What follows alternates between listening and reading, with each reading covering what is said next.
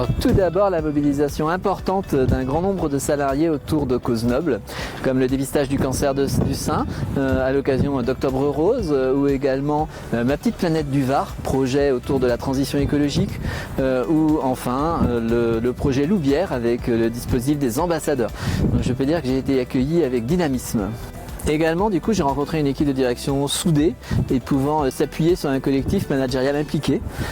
Et enfin, il y avait aussi la culture de la productivité, une caisse très productive, ce qui est très favorable quand il s'agit justement de rendre le service à nos publics.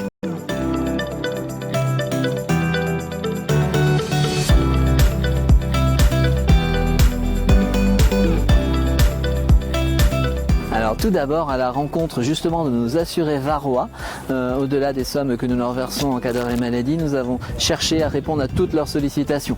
Et également nous avons cherché à devancer leurs besoins. Et à cette fin notamment, nous avons cherché un médecin traitant pour ceux des assurés varois qui n'en disposaient pas, particulièrement ceux qui souffrent d'une affection de longue durée.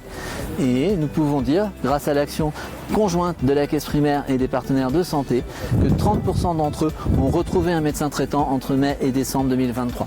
Cette action sera reconduite tout au long de l'année 2024 car elle reste un enjeu majeur au titre du suivi des patients les plus fragiles de notre système de santé.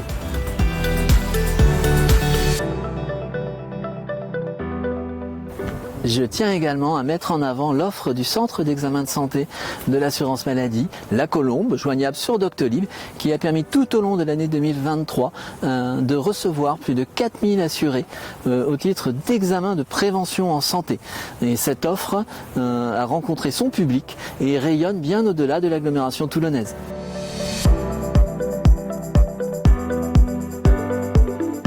Nous accompagnons aussi les nouvelles façons d'exercer des médecins et des autres professionnels de santé qui souhaitent être présents auprès de leur patientèle varoise tout en cherchant aussi à concilier vie professionnelle et vie personnelle, ambition qui traverse la société tout entière.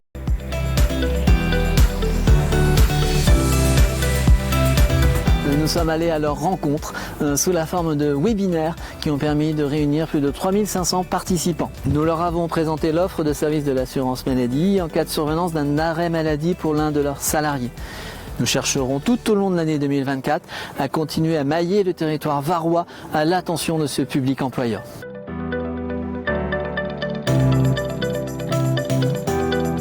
Enfin, à l'attention de tous nos publics et du personnel de l'assurance maladie du Var, ma prédécesseur Marie-Cécile Sollet a obtenu avec opiniâtreté un des plus formidables outils de travail. Ce nouveau siège social, situé dans le quartier Loubière, près de la gare, verra le jour en 2025 et nous permettra d'accueillir les publics avec des conditions d'accueil modernisées.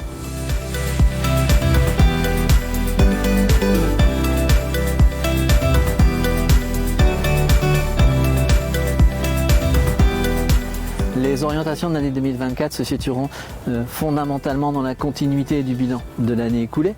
Nous continuerons d'aller à la rencontre des assurés varois, aussi bien sur le sujet de la carte vitale, bientôt aussi sur smartphone, au sujet de la complémentaire santé solidaire, de leurs indemnités journalières ou aussi de leur déclaration de maladie professionnelle.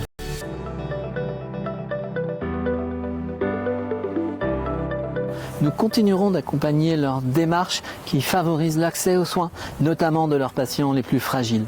Et nous chercherons toujours à accompagner plus globalement tous les acteurs qui se réunissent en communauté de professionnels de santé pour chacun des territoires varois.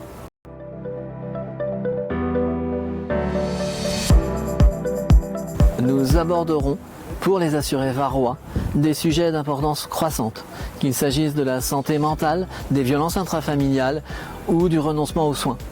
Nous trouverons et œuvrerons pour des réponses avec l'ensemble des partenaires de santé sur tout le territoire varois.